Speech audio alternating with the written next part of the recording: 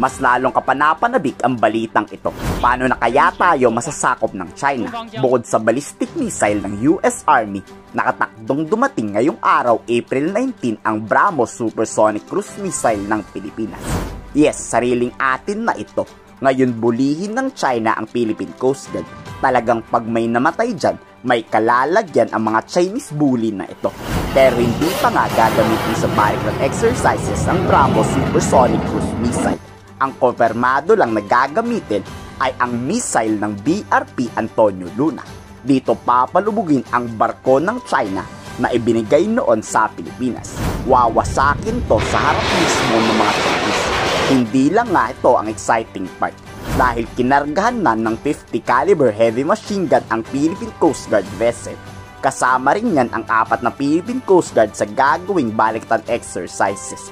Tila sinasanin nila ang PCG makipagtirahan kontra sa China. So even back then, we've always wanted to exercise beyond 12 nautical miles, but there were restrictions because of the previous administration.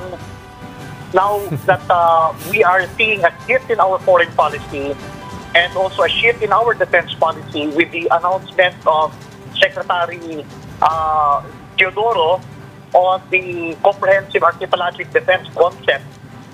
This entails that we do exercises beyond 12 nautical miles and extend to the limits of our EEZ. The idea here is to project in order for us to defend our maritime interests inside our exclusive economic zone. Okay, so if we are exercising the scenario which takes us from our day-to-day operations and we have already transitioned to a state of armed conflict, then we have to include also the other agencies that are included in as practitioners of national security. That also includes the Philippine Coast Guard and the Philippine National Police. Napakagandang galaw to ng Philippine Coast Guard. Wala naman kasi talagang makakapagsabi kung kailan aatake ang mga Chinese. Dito mas mabuti nang nakahanda kung magkagamitan talaga ng armas. At least kahit papaanong hindi kalakihan ng heavy machine gun, kaya nitong bumawi sa kalaban. Dito sasanayin nga ng veteranong armed forces ang ating Coast Guard kung papaano umatake laban sa nagtatangka sa atin.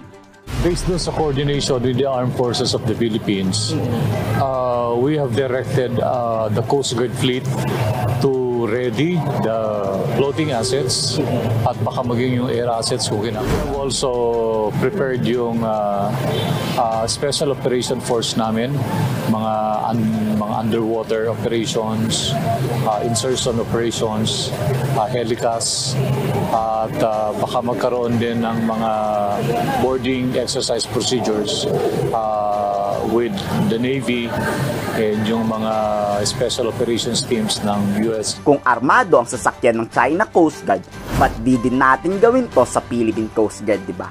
Partida, kanyon pa ang gamit ng China. Pero ang malaking tanong, totoo kaya yan? Baka peke yang mga Chinese. O baka naman display lang at pananakot lang to sa ating PCG. Ang goal dito ay yung interoperability ng mga forces, to include yung Navy, saka yung mga ibang countries. Yun ang ating objective. Plus, yung mga best practices and yung mga skills na kailangan natin ma-develop, yun ay susubukan nating i-enhance. Sa ipinapakitang aksyon ng gobyerno, makikita mo na handa silang lumaban sa water cannon ng China. Kayo, pabor ba kayong armasan ng ating civilian vessel na Philippine Coast Guard? I-komento sa baba ang inyong salog.